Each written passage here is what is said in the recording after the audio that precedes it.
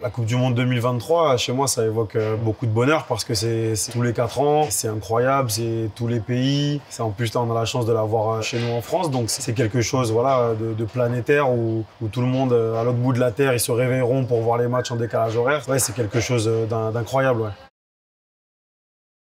Les valeurs du rugby, pour moi, qui sont essentielles et à mettre en avant, voilà, c'est le partage entre les moments depuis tout petit où on faisait les tournois régionaux, où tu prends le goûter, et en professionnel, où tu joues des phases finales, des finales de championnat de France et de Coupe d'Europe. Donc c'est un vrai moment de partage. La solidarité, évidemment, parce que sans ton copain d'à côté, t'es rien. Tu peux pas plaquer tout le monde tout seul, tu peux pas avancer tout seul, et c'est important d'être solidaire dans ce sport.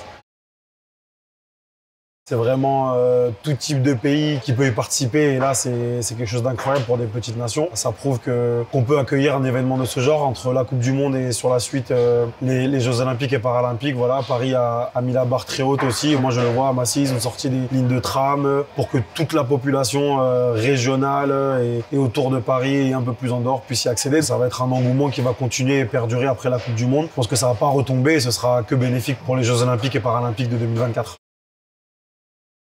Dans la région parisienne, du coup, c'est à Massy, parce que c'est là où je suis né, où j'ai grandi, où j'ai fait toutes mes classes, et où j'ai eu tous mes amis, et où j'ai fait toute ma vie. Et un endroit un peu plus festif pour moi, ce serait le Café Oz de Grand Boulevard, puis par la suite un petit peu celui d'Enfer Rochereau.